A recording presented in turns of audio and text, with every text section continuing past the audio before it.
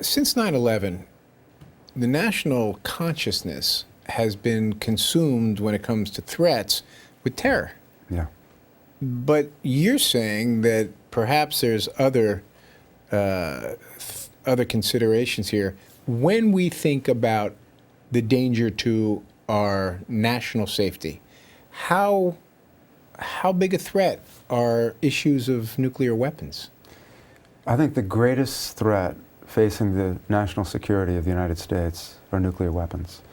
Nuclear weapons in the hands of terrorists, a nuclear accident involving Russia or China, an accidental use of one of their weapons towards us. But we also need to pay attention to the management of our own arsenal. After the Cold War ended, there was this notion that the threat of nuclear disaster just went away. And it was amazing that the Soviet Union collapsed without a third world war. When I was growing up, it would have been unimaginable that the Berlin Wall would come down, that Germany would be reunited, the Soviet Union would go out of existence without thousands or tens of thousands of people dying. So there was such a kind of a sense of relief and celebration, but people have forgotten the risk still exists, the danger is still there, thousands of these nuclear weapons are ready to be used, and the book is an attempt to remind people of how dangerous this technology is and how complicated it is to manage. You say the risks are still there, the danger is still present. What Yeah. kind of risk are we talking about? Nuclear weapons are the most dangerous machines ever built. And the weapon systems that carry them are very complex. And in looking at the management of our nuclear weapons, really since the dawn of the atomic era in 1945, I came to believe that we're very good at creating complex technologies and not as good at controlling them. In the book, I really make clear that I think the United States has done the best job of controlling its nuclear weapons. We invented this technology. I am sure that our controls and our systems are superior to that of any other nation.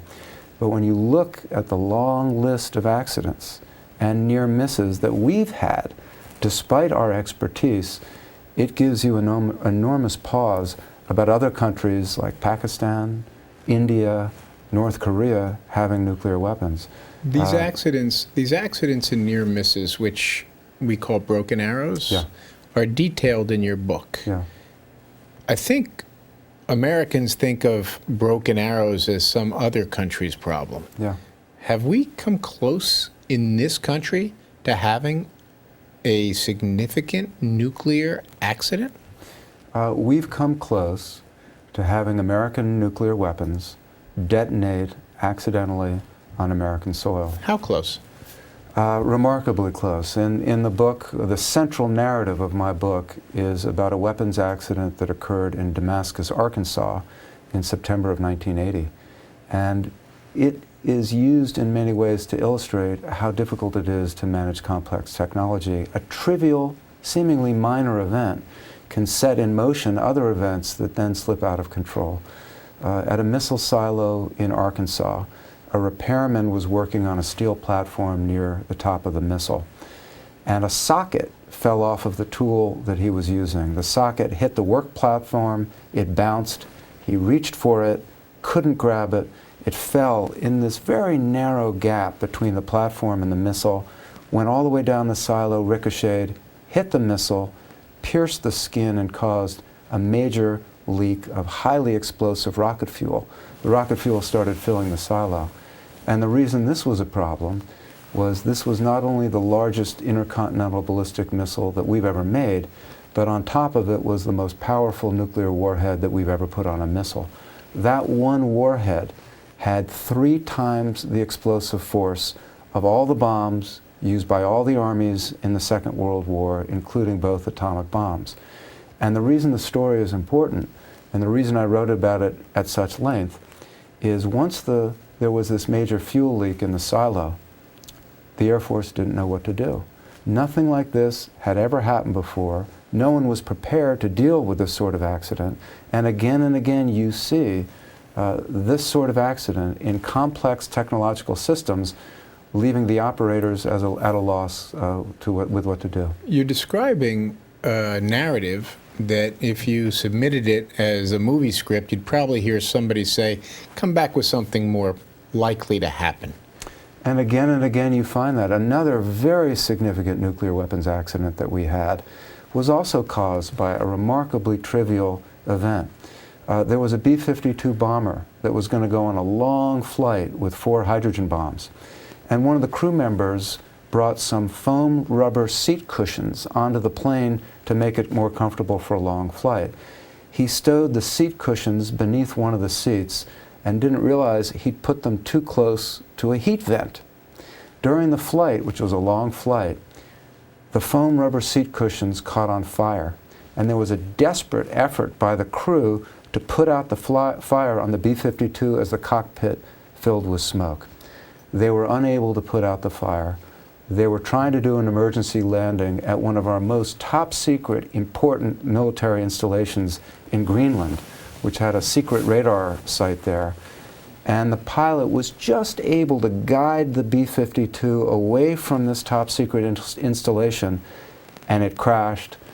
Plutonium was spread all over the Arctic. Those hydrogen bombs could have detonated full scale.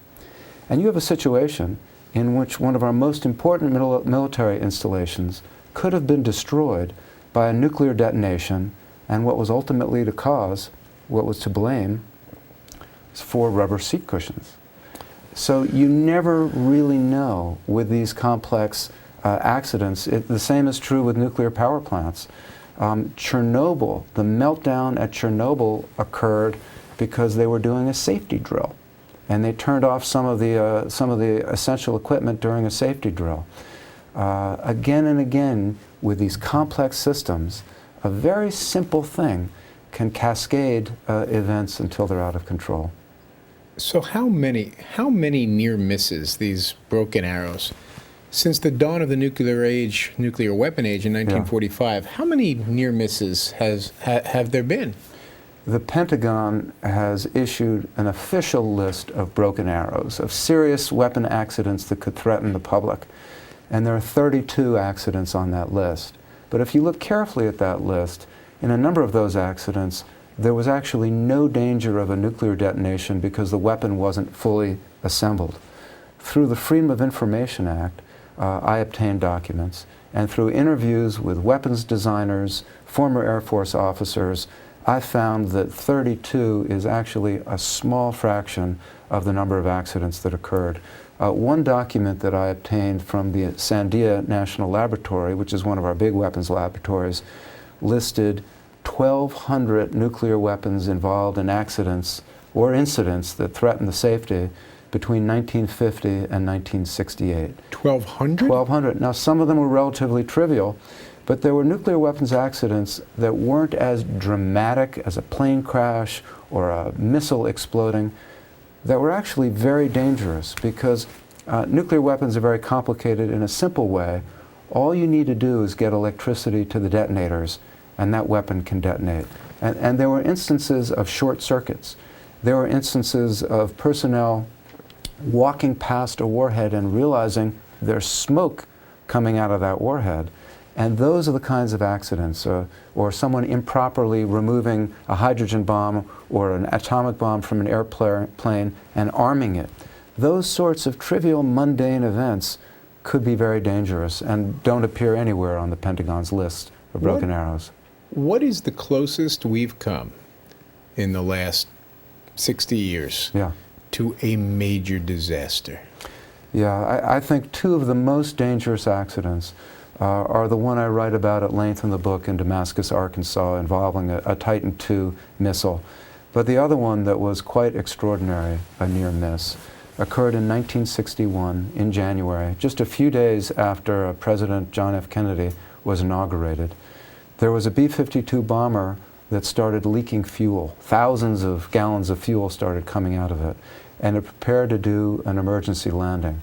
While it was preparing the emergency landing, there was a weight imbalance, and the plane started to break apart midair. While the bomber was breaking apart, there was a lanyard in the cockpit that was pulled, and that happened to be the lanyard that one of the crew members would use to release a hydrogen bomb over an enemy target, like in the Soviet Union. So the bomb had no idea that the lanyard was being pulled by centrifugal forces and not by a crew member. There were 2 hydrogen bombs on the plane, and one of them just assumed, because it's a dumb inanimate object, that we were at war and that this weapon was being released over the Soviet Union, and it went through all of the steps it was supposed to detonate. And when it hit the ground, a firing signal was sent. What prevented the detonation was one switch, one safety switch, and a fair amount of good luck, because that safety switch was later found in some cases to be defective. And as the plane was breaking apart midair, there were so many wires, there was so much electrical equipment in that plane, that if one of those wires had crossed with the arming wire of the bomb, there would have been a full-scale detonation of this hydrogen bomb in North Carolina. There would have been huge firestorms, and the lethal radioactive fallout could have extended as far north as Washington, D.C. If this hydrogen bomb had detonated over North Carolina in 1961, compare it to Hiroshima, Nagasaki. Vastly, infinitely more powerful than those weapons. This was a 4-megaton hydrogen bomb. That's the equivalent of 4 million pounds of TNT. The Hiroshima bomb was 15,000 pounds of TNT. So this is a vastly more powerful weapon. And one safety switch kept that from detonating? One safety switch that we would never put into a plane today, because it doesn't provide anywhere near the amount of safety that you need. And I was able to obtain through the Freedom of Information Act a document, again from the Sandia National Laboratory, in which a safety engineer talked about how lucky we were that that weapon didn't detonate. It literally would have changed the course of history. John F. Kennedy, just a few days later, had given this speech talking about the new frontier. There was an incredible sense of optimism. I interviewed the late Robert McNamara, who was Secretary of Defense. This was his first week on the job, and he was given a top secret briefing on this accident in North Carolina. It scared the hell out of him, and he really talked to me about how it shook him when he got that news. People who come across the idea, I mean, your book's out, it's starting to make news, there will be a discussion. People who are trying to ascertain the degree to which they need to be worried right now about some sort of nuclear weapon disaster, do they really need to be worked up about this? The odds are very low of such a disaster happening. The consequences would be unimaginably high. The bombs, the nuclear bombs, the hydrogen bombs, the warheads that we have are much safer than they were 20, 30 years ago. Could it happen today? The weapon systems that those warheads are attached to are highly complex. And one of the things I write about in the book is the missile, the Titan II missile I write about at the heart of the book, was an aging, obsolete weapon system that probably shouldn't have been on alert anymore. Today, our B-52 bombers, the last B-52 bomber was built in 1962. Our Minuteman III missiles were built in the early 1970s and were supposed to be taken out of commission in the 1980s. The infrastructure of our nuclear command and control system, much of it dates back to the Cold War. So I'm not saying we're going to have an accident next week, but I really do believe quite strongly that if we're going to have nuclear weapons in this country, we must spare no expense in making sure that the technology is as up-to-date as possible, that the personnel who handle them are as well trained and as well compensated as possible. Just this summer, 2 of our 3 strategic missile wings were cited for safety violations. The largest storage facility that the Air Force has for its nuclear weapons, the squadron that manages it was decertified a few years ago. They were all basically taken off of the job for safety violations. I also write about in the book that in the year 2007, we lost control of half a dozen thermonuclear weapons for a day and a half. No one realized they'd been removed from the bunker. No one had to sign for them. No one knew they'd been loaded onto a B-52 bomber. The pilot of the plane didn't know that nuclear weapons were on board when the plane was being flown across the United States. How can that happen? It happens because we've forgotten about the dangers of these weapons. And honestly, I said earlier, I think we have the best technology. We do it better than anyone else. The greatest threat we face right now is a sense of complacency. The Air Force, after the Cold War, just didn't take the same interest in the nuclear mission as it did during the Cold War. During the Cold War, to be responsible for nuclear weapons was to have the most elite job in the Air Force. Today it's considered a career dead end. And there's been, a lack of attention and a lack of oversight, I think. Two more questions. You're not just documenting in your book close calls in the past. Yeah. You are saying this is also a problem that continues to confront us presently. It's a problem that we have. The Defense Science Board issued a report just this year saying that our nuclear command and control system might be vulnerable to being hacked, which again sounds like something out of a Hollywood thriller. In 2010, we lost control of 50 Minuteman missiles for an hour. The launch control centers couldn't communicate with their missiles. It turned out to be a failure of one computer chip, but that's what raised the prospect of the whole system being hacked. And again, I have more confidence in our system than in any other system, which should make us concerned about Pakistan, India, Russia. At the end of my book, I look at the rate of industrial accidents in other countries as a rough measure of their ability to manage complex technological systems. And I'm very concerned, for example, about Pakistan. The most interesting thing that came out of those documents that Snowden got through the NSA, to me, was that the American intelligence community knows very little about how Pakistan is managing, storing, moving its nuclear weapons. And if we've had problems, we should be very worried about Pakistan. You anticipated my next question, which was, so there's the U.S., and while we're constantly hearing about Iran's attempt to develop a nuclear weapon, North Korea's attempt to be able to launch nuclear warheads, Pakistan and India have this tremendous tension on their border. Even if the United States gets its act together in terms of command and control, there's a world out there which doesn't adhere to the same standards. Absolutely.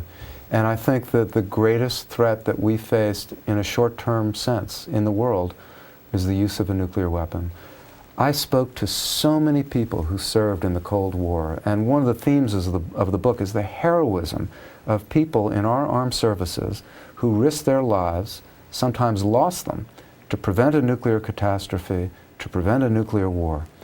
Again and again I heard from them that it's almost miraculous that no major city has been destroyed by a nuclear weapon since Nagasaki in 1945.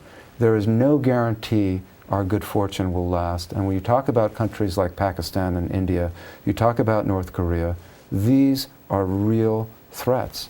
And we need to make sure that nuclear weapons, not only in our country, but in other countries, are managed properly and are never used.